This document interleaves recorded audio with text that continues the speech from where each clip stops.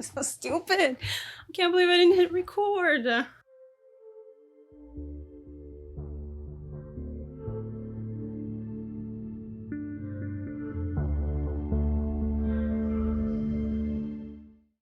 Hi everyone, welcome back to Needle Workshop. My name is Emily and I'm here today to show you how to assemble the unitard from the Cosmic Guardians pattern. We have the full costume pattern available for sale online, along with a super detailed written tutorial that includes tons of extra info, such as how to properly measure yourself, how to print the pattern, material suggestions, and incredibly in-depth instructions.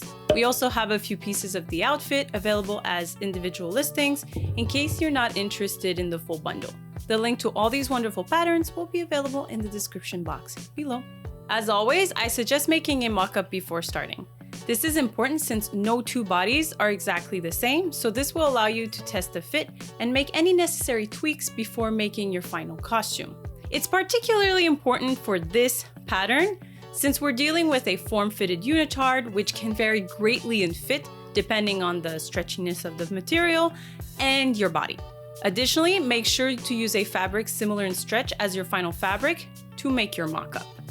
Personally, I've had to remove almost 4 centimeters at the waist since I have a relatively short torso compared to standard sizing, and I've even had to restart my unitard since my final fabric wasn't nearly as stretchy as the one I'd used for the mock-up. So don't wing it, kids, and make sure to make a mock-up first. Also keep in mind that for this project, all our seam allowances are 7 millimeters from the edge, unless specified otherwise. And yep, without any further ado, let's get started. To begin with, align your front and back upper pieces to each other, right side to right side, and sew together at the shoulder with an overlock.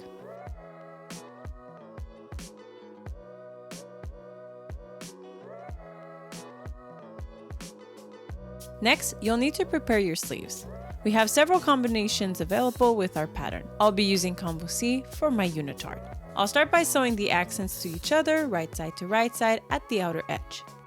You'll need to sew 7 millimeters from the edge with a straight stitch and then cut down the seam allowance to about 3 millimeters in length. Turn your piece inside out and iron your edge flat.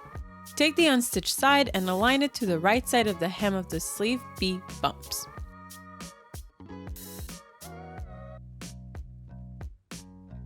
Sew in place 4 millimeters from the edge. Make sure to properly align any notches and also make sure that you're creating a mirrored pair. Take your other sleeve pieces and with a light colored pencil or washable pen, draw the stitch line before placing it face down to its matching sleeve.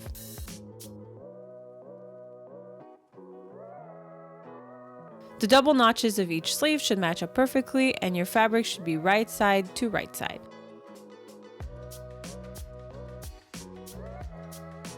Sew in place at the hem with a small straight stitch, about 3 to 4 stitches per centimeter. Turn inside out and iron the hem flat.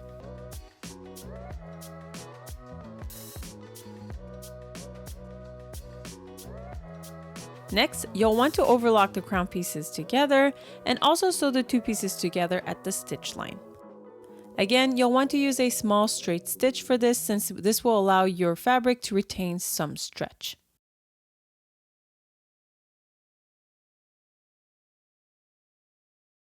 Take back out your upper bodice piece and right side to right side, sew the sleeves to the armhole with a long straight stitch. This stitch is only to hold the pieces together temporarily. Make sure to align your notches properly as you do so.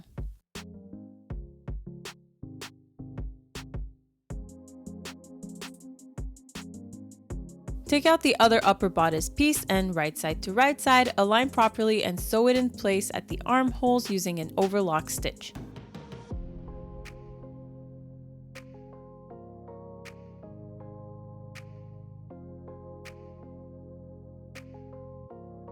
Afterwards, you can pull on your fabric to break your straight stitch and pull out the threads.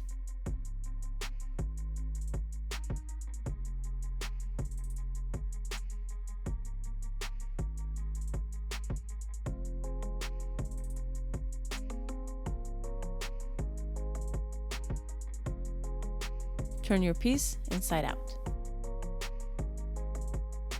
To close your neckline, fold the fabric inwards and grab it with your hands before turning it inside out. Pin in place at the front and slowly work your way around the neckline by pulling the fabric while sewing.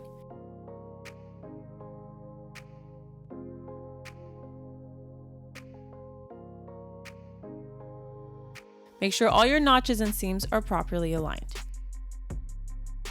I sewed with a long straight stitch first to stabilize the pieces together and then went in with my overlock.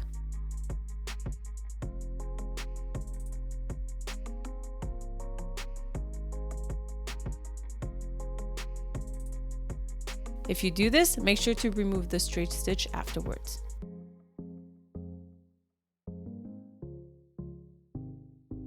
You can also omit the overlock and just use a zigzag stitch 7 mm from the edge.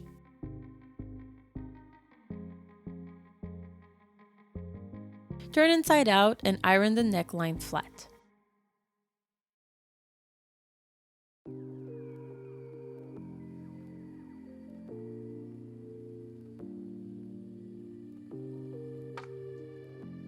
We'll now go prepare our stuffing for our sleeves. Using batting, I'm tearing out some small pieces to use as stuffing afterwards. Now we're going to create our batting casing that we'll stuff with our ripped up pieces. Mush the ripped pieces together, creating a crescent moon sausage-like shape.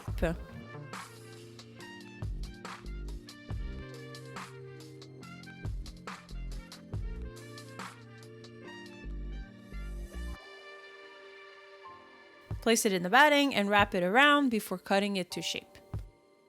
The shape should be roughly 4 centimeters in diameter at its largest point and slightly longer than the channels of your sleeve.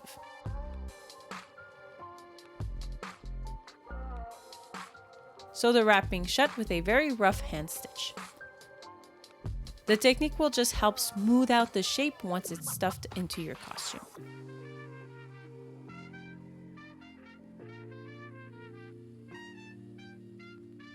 Using a safety pin and a pair of tweezers, start stuffing the sleeve channels with your crescent sausage batting shape.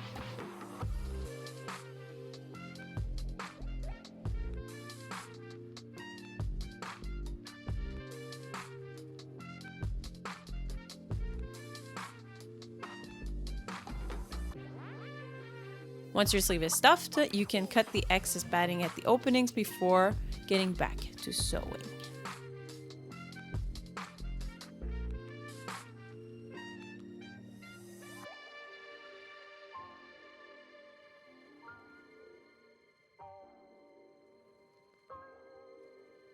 Right side to right side, or the side with no visual marks from your pencil, align the side seams of your shirt and the sleeves and sew in place with an overlock stitch.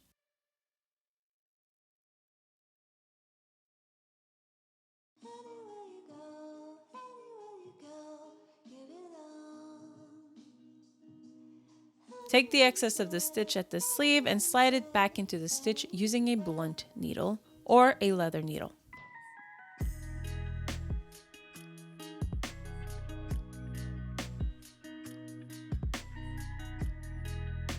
Now let's get started on the lower part of our unitard.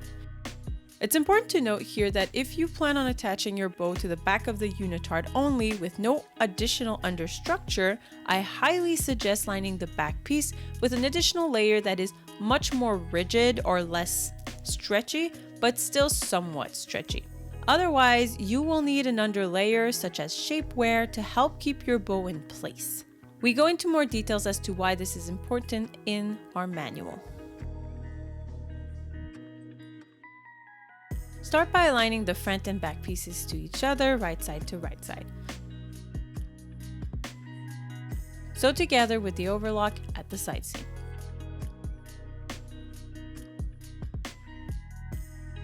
Once that's done, align your crotch pieces right side to right side along the back seam. Sew in place with an overlock stitch.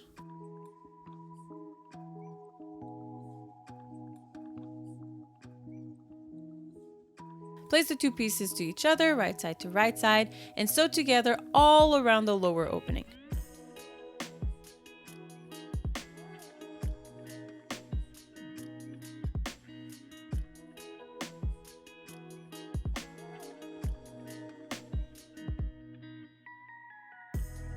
Reinforce each corner with a straight stitch before cutting off the excess seam allowance. Turn your piece inside out and iron the seam flat.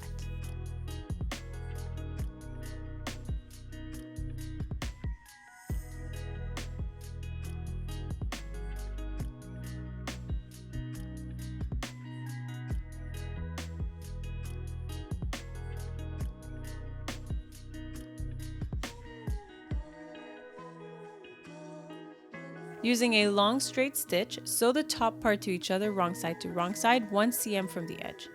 Take back out your upper bodice piece and sew the lower edge shut with a long straight stitch wrong side, 1 cm from the edge. Once that's done, sew the upper and lower bodice pieces together using an overlock stitch. Stretch your fabric out to crack your straight stitches and pull your broken threads out. The straight stitches were just meant to be temporary.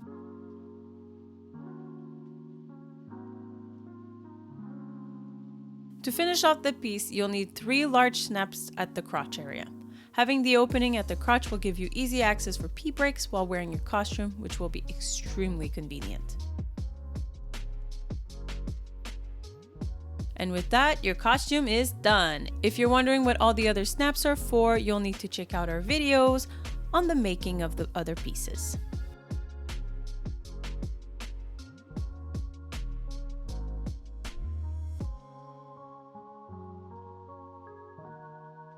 Alright everyone, I hope this tutorial was helpful. If you have any questions, please feel free to leave them in the comments section below. As always, if you like this kind of content, make sure to give it a big thumbs up and make sure to subscribe and ring the bell to be notified of all our upcoming content.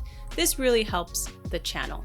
Also, feel free to check us out on any of our social media platforms. You'll find lots of updates there and info that you won't find here on YouTube. Links will be in the description box below.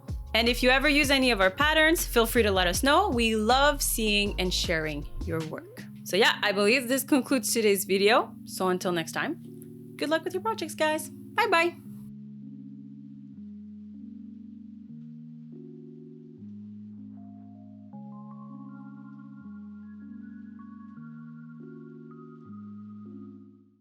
Spooky, scary skeleton.